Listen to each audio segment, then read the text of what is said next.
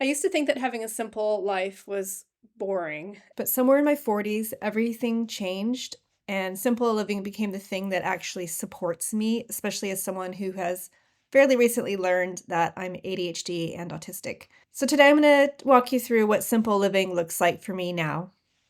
I'm going to be using my skills that I gained as someone who was on low income in my 20s. I've been applying them for the last 2 years. Hi, my name is Lisa, if you're new here. I gave up corporate life 2 years ago, gave up a career and the hustle culture because it turns out it didn't really agree with me. One thing that keeps my life really simple is not having a car. I'm not comfortable driving, and it saves a huge amount of money. And honestly, I don't miss the admin, etc. I get around fine with public transportation, walking, and occasionally lifts from people I know. And it's good enough for how I live right now. I've got two storage units, one that I don't pay for and just has a few furniture items in it, and another one near London that I can easily access by public transport. And so I still own things, but I don't carry everything with me. Other thing that I've been doing is I've been trying to buy mostly secondhand items. So that goes for electronics, like my phone, my iPad was refurbished. I secondhand clothes whenever possible, or if I can, buy things on sale. I mean, these aren't groundbreaking ideas, but they've all definitely helped me. I just bought a monitor, bought that on sale. Even when I came back to Britain, I was buying secondhand furniture. I don't think it works for everything. I'm not going to waste time looking for a secondhand office chair when something that works, that exactly meets my need is right there, or, at IKEA. IKEA. Sorry. I used to work with somebody who was proudly half Swedish, and so I got corrected a few times. Okay, so another thing is that I choose cheap and simple food routines. So for me, that means okay, first of all, I like meat. I'm not a vegetarian. But if I'm cooking for myself, I'm just going to cook vegetarian food because I think that cooking with meat is really messy. There's, usually like certain, yeah, obviously with meat you have to cook so that you kill all the bacteria. And then there's also the greasy mess afterwards and the smell, and you have to take the garbage out, usually pretty quickly. Things like beans are really, really filling. They're also really cheap. um, yeah, I mean, I know this isn't rocket science, but it's actually helped me quite a lot to not even have to think about like what meat I want to get. Like I have in the past bought chicken and things that are marked down, but you have to really eat it quickly. You have to cook it quickly, you have to freeze it quickly, and if you've got other things going on, it is a huge overhead, whereas things like dried beans, you can they're pretty flexible. The other thing I do is I don't force myself to cook all the time. So I will often go to the grocery store and find things that are marked down. It's just nice to introduce some variety. So just trying new things that you haven't tried before. The other thing I do is an app called Too Good to Go. And that, if you don't know, is an app that it identifies, I guess it's a partnership between different restaurants and, yeah, delis, bakeries, very common because bread needs to be eaten fresh. And at the end of their working day, they'll offer things that you can take for discount. So the trick is you have to check the app often. Sometimes they sell things the day before, so you have to basically commit and purchase the day before. The other thing is sometimes the pickup window is either really tiny or it's really late. It is a gamble, but the price is right and it's kind of fun. It's like, ooh, you're opening it, you're like, oh, this is like, opening a present almost, although you did pay for it. Anyway, highly recommend Too Good to Go. So one thing I've started doing is being a little bit more kind to myself, especially if I know that I'm moving out in a few days. So I will get an order a takeaway and enough for three people, which, they sell like these package deals or these set menus for three people. And it's a ton of food. And it's nice because it gives me like instant variety. And then I will make my own rice and vegetables to stretch it out. The next one is simple hair routine, simple makeup, all of that.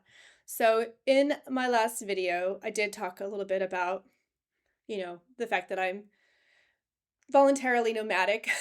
And I also explained I'm 51 and we've heard it our entire lives and people in my family that we look younger. And that's fine. That's not my personal goal though.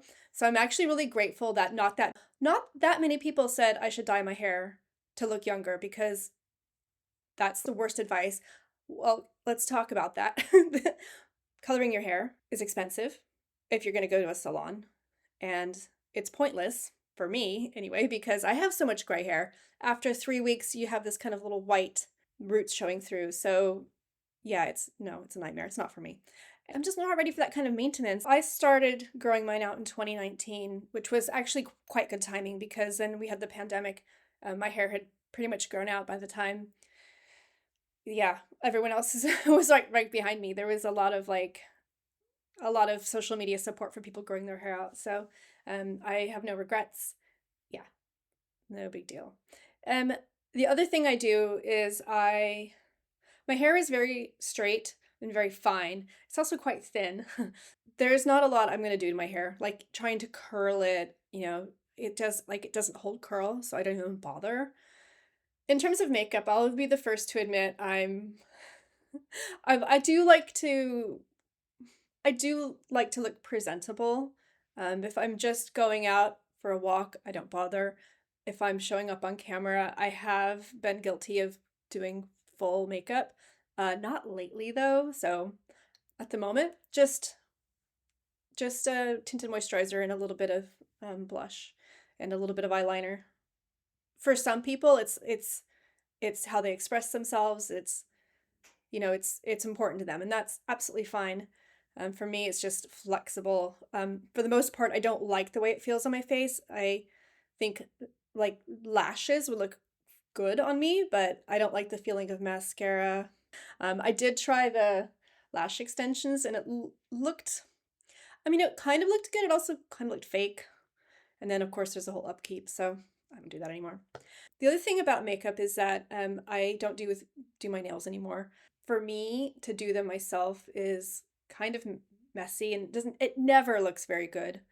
Maybe it's like an annual treat, like I get a nice mani pedi. I don't know yet. So, yeah, it's not a big deal.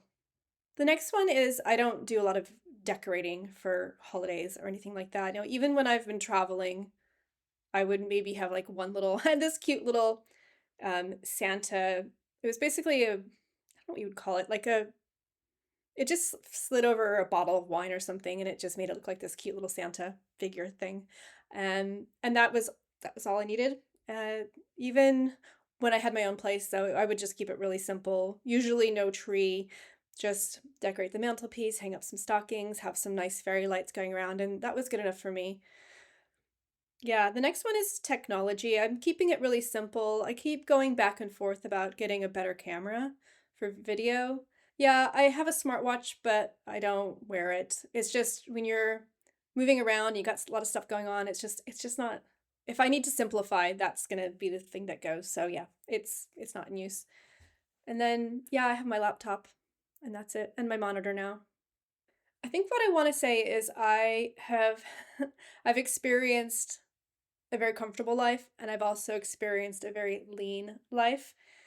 So I actually am proud of the fact that I have the skills to live below my means, and I'm actually quite grateful that I don't need a lot, if that makes sense. The things that matter the most to me are in terms of clothing and shoes are just that they're comfortable. I do always have at least one pair of waterproof shoes with me. You just need it sometimes. And then yeah, same with waterproof outer layers, but just clothes that are comfortable and warm. This this cardigan is actually it's actually really old. I think it might be about 6 years old. I'm not even sure. These are even older.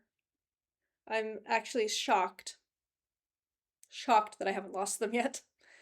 I did kind of run out of steam on the living in Britain. I think I can still make some of those, but it was feeling very, I don't want to say contrived, but it was a little bit like, you know, putting on a happy face. So, thank you so much for watching. See you next time.